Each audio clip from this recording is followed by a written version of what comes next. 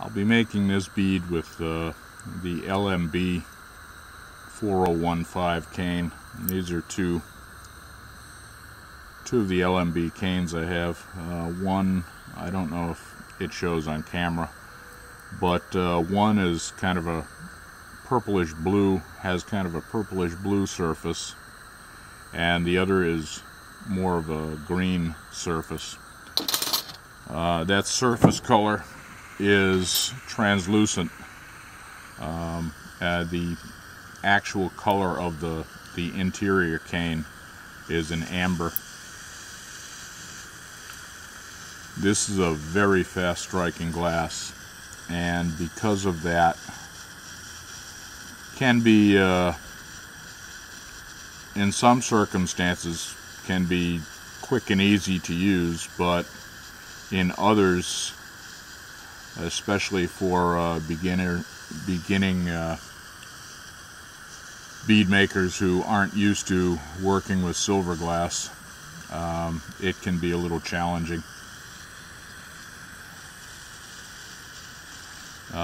Because it can overstrike fairly easily. But I happen to like it myself.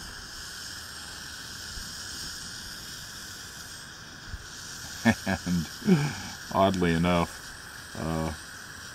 the cane itself is really pretty.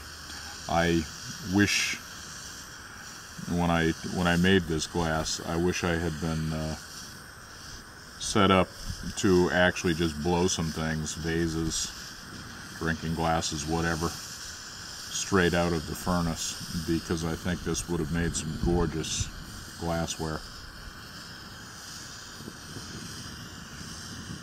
But at the moment, my shop isn't set up for that. It's only set up for pulling cane.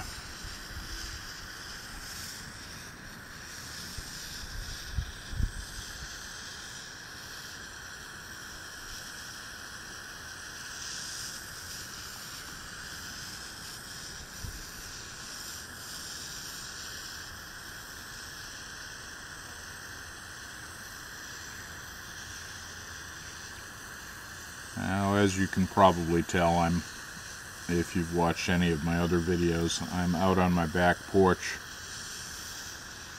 working in the direct sunlight, which gives much better lighting for the videos, but can make the bead making itself a little challenging, because if you've worked in direct sunlight before, you know that the glass shows a different color than it does under artificial light, and it makes it a little more difficult to judge the heat. So I generally have a tendency when I'm working outside to get things a bit hotter than I normally would.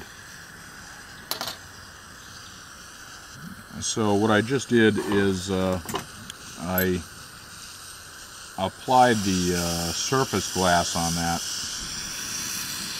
in a non-uniform manner, and that, even after it's melted in,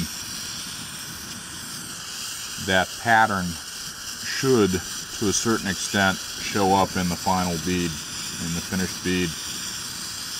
So that's a way I like to vary the color in larger beads. It's tough to do in a small round ones. For those, generally what I'll do is add some dots of the same glass and then melt those in, and that accomplishes essentially the same thing. Now I've marbered the surface of that,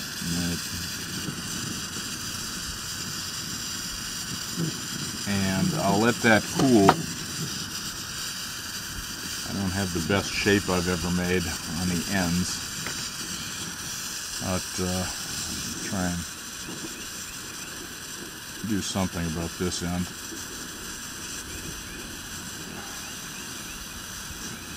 Round it out a bit. You can see that because I didn't let that glass get very cold before I went back in and hit it with the heat again, it almost immediately overstruck to a pale milky blue. The other end, you can see, which has which I let get a bit cold, has struck to a deep dark blue, and the middle part, which I let cool before I've started reheating it, struck to an amber, darkened to amber first, and now while I reheat it, it's striking to a milky, translucent purple over that amber color. But this end that I went to while the glass was still hot is overstruck, and I'll show you how to deal with that, because it will invariably happen on some beads with this glass. This is a very fast striking glass, which is why I say it can be a challenge for beginners. I'll let the glass cool and then go in just heating the surface. I don't want to get the glass so soft that I lose the shape, but I'm just going to blast a few spots on the surface and try and bring the temperature of that surface glass up above what would be the reset zone for the color. Once the glass gets above a certain temperature, the striking resets itself. The silver glass, or at least that's how I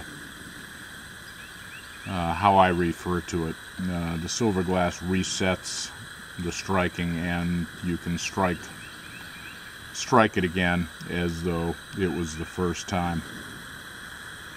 Now at this end, I actually like the color pattern I have in there, but just for the demonstration purposes, I will do the same on this end.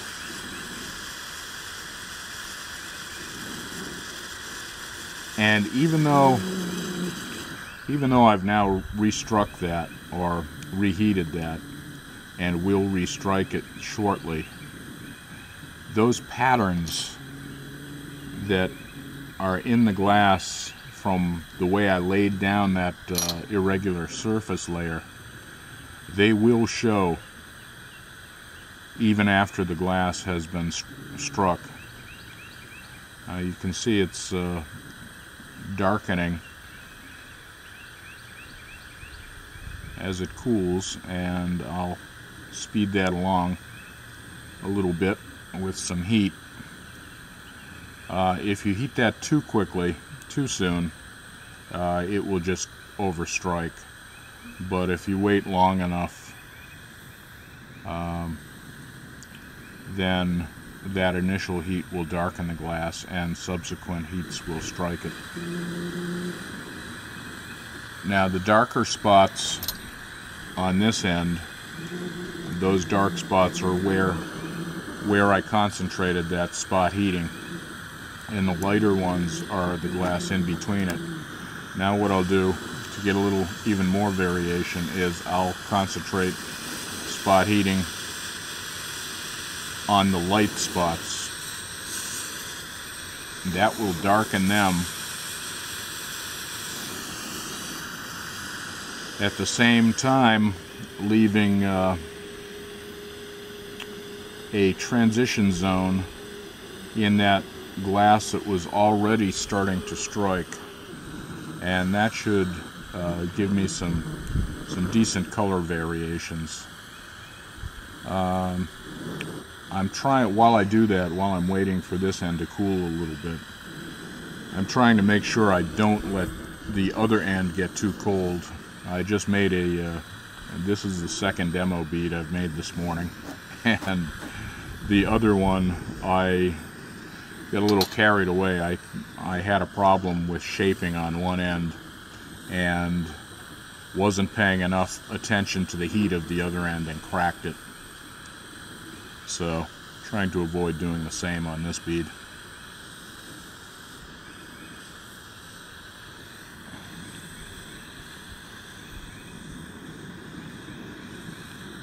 Now you can see as the glass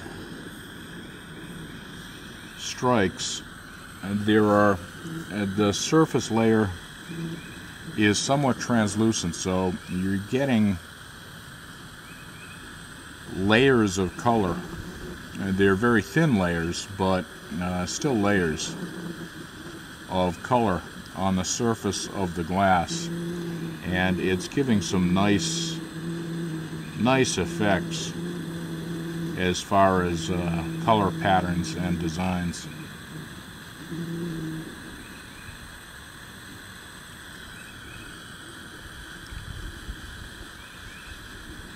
This end, you may have noticed I gave that just a few shots of very brief heat.